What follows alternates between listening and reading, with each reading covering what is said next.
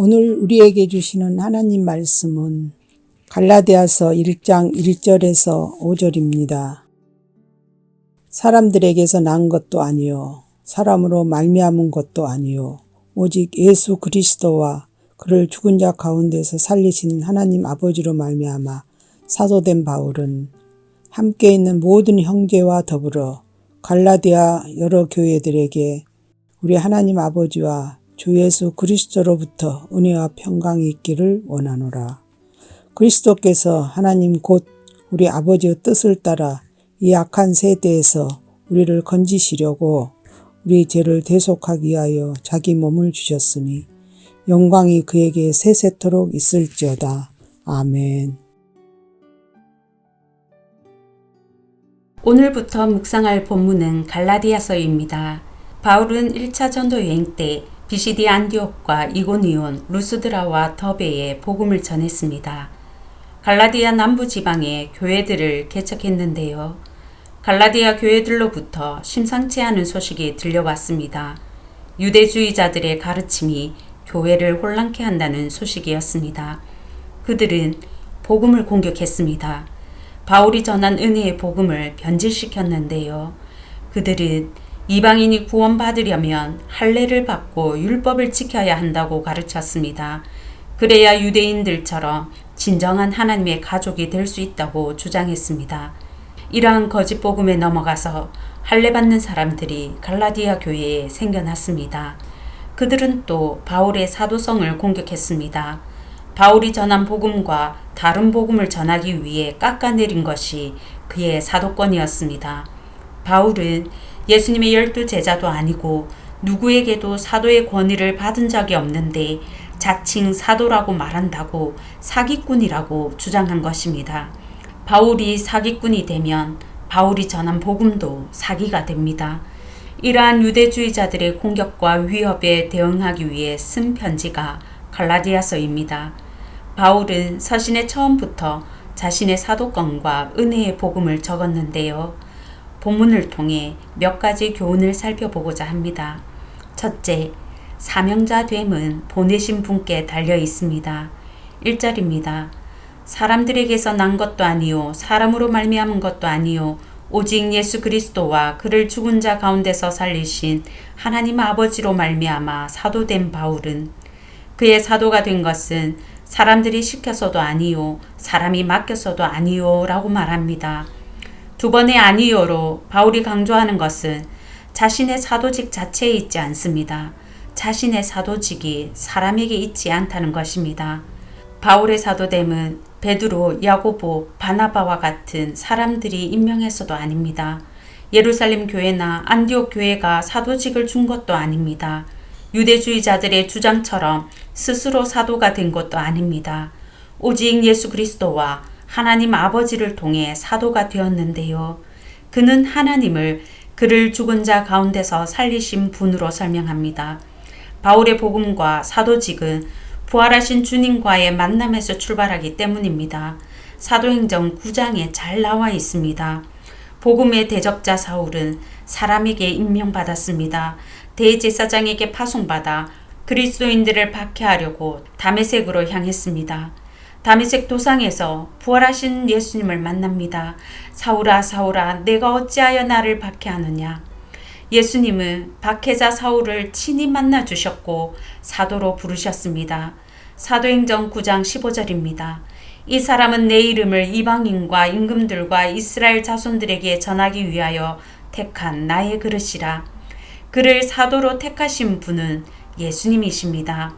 그는 이제 더 이상 사람의 파송을 받은 박해자가 아닙니다.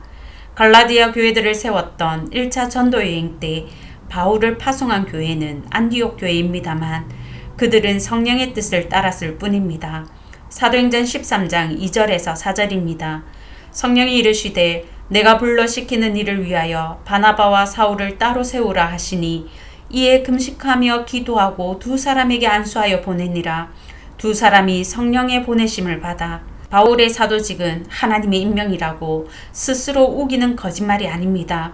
그의 부르심과 임명과 파송이 담긴 사도행전이 증거입니다.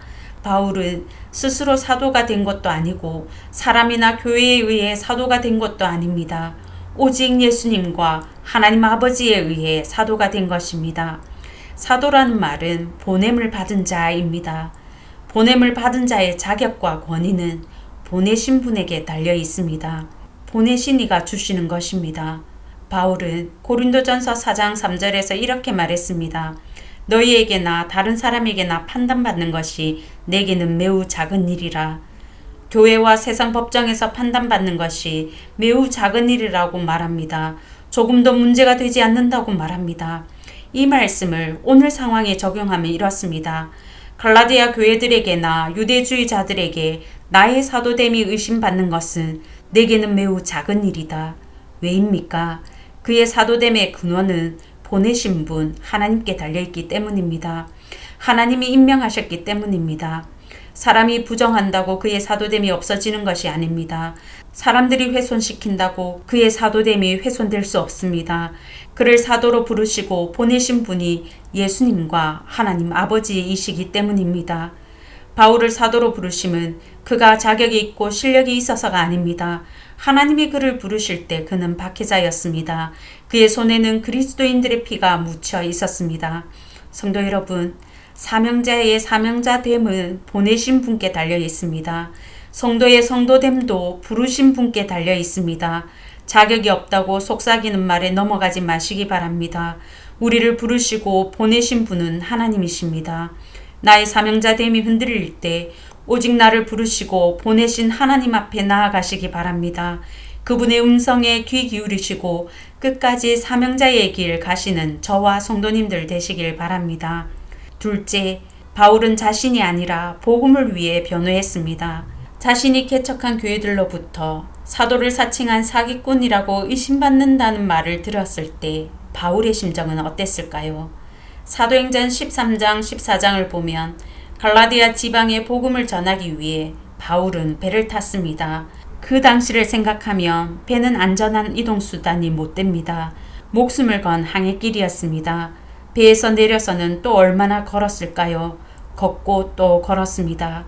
그가 복음을 전할 때 많은 사람들이 믿기도 했지만 수치와 박해도 당했습니다. 쫓겨나고 돌에 맞았습니다. 목숨 걸고 복음을 전하고 수치와 박해 받으면서도 온 힘 다해 교회를 개척했는데 돌아온 것이 의심이었습니다. 자신의 사도성만 의심한 게 아닙니다. 그가 전한 복음까지도 의심했습니다. 인간적으로 정말 배신감이 들었을 것입니다. 교회가 이럴 수 있나 싶었을 것입니다. 그런데 갈라디아에 있는 한 교회도 아니고 교회들이 의심한다는 말을 들었습니다. 사역에 회의가 들 수도 있었습니다. 내가 이렇게 수치와 박해 당하면서 복음 전하는 것이 무슨 의미가 있을까? 그 와중에 바울은 자신을 위해서 자신의 사도됨을 변호하지 않았습니다. 자신의 억울함을 푸는 것이 목적이 아니었습니다. 자신의 사도됨이 부정당해서 그가 전한 은혜의 복음마저 의심당하는 것이 그의 제일 되는 아픔이었습니다. 분노였습니다. 그는 오직 복음을 위해서 자신의 사도권을 변호했습니다. 성도 여러분, 교회 일을 하다가 억울한 일을 당할 수 있습니다. 세상에서 사명자로 살면서 모함당할 수도 있습니다. 그 상황에서도 오직 복음과 하나님 나라를 위하시는 저와 성도님들 되시길 바랍니다. 성도의 신원은 자신이 아니라 하나님이 해주실 것입니다. 셋째, 바울은 의심하는 교회들을 향해 은혜와 평강을 빌었습니다. 3절입니다. 우리 하나님 아버지와 주 예수 그리스도로부터 은혜와 평강이 있기를 원하노라. 은혜는 헬라의 인사고 평강은 유대의 인사입니다. 흔한 인사말인데요. 바울의 상황과 복음을 생각하면 단순한 인사말로 치부할 수 없습니다.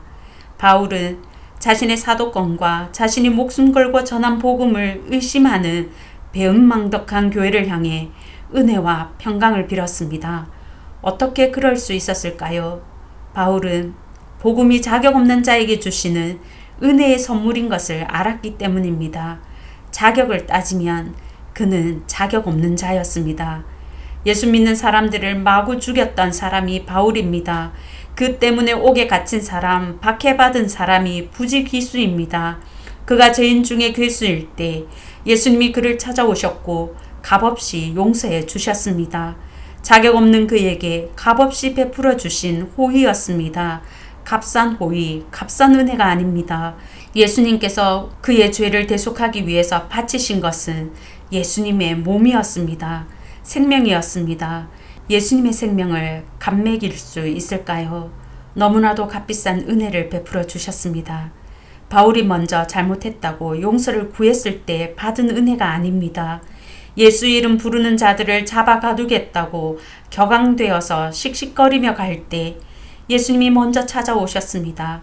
자신의 노력으로는 도저히 찾을 수 없는 은혜를, 찾지도 않는 은혜를 예수님의 열심으로 찾아오셨고 은혜를 베풀어 주셨습니다. 그 큰 은혜를 입은 바울인데 누구를 향해 은혜 받을 자격이 없다고 말할 수 있겠습니까? 아니, 그런 바울이기에 누구보다 은혜의 필요성을 알지 않았겠습니까? 바울은 은혜의 복음을 받고도 할례와 율법을 행해야 구원받는다는 말에 속아 넘어가는 갈라디아 교회들이 안타까웠습니다. 자신의 억울함보다, 자신의 배신감보다 그들의 영혼이 불쌍했습니다. 은혜의 복음만이 구원의 복음이기 때문입니다. 은혜의 복음만이 하나님과 사람을 화해시킬 수 있고 세상이 줄 수도 없고 알 수도 없는 평강을 줄 수 있습니다. 은혜의 복음을 놓치는 순간 평강도 잃어버리게 됩니다.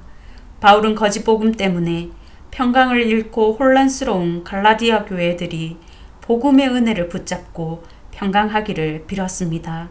성도 여러분, 바울이 이렇게 할 수 있었던 것은 그가 은혜의 복음을 든든히 붙잡았고 그 은혜로 평강을 누렸기 때문이 아닐까요? 내 안에 은혜와 평강이 있을 때 원수를 향해, 박해자를 향해 은혜와 평강을 빌 수 있습니다. 내가 받은 은혜와 평강을 꼭 붙잡고 누구를 만나든지 은혜와 평강을 비시는 성도님들 되시길 바랍니다. 이제 들은 말씀과 교회를 위해 기도하겠습니다. 첫째, 내가 받은 은혜와 평강을 생각하며 누구를 만나든지 은혜와 평강을 빌게 하소서. 둘째, 많은 물품 기증과 참여로 풍성한 사랑의 바자회가 되게 하소서.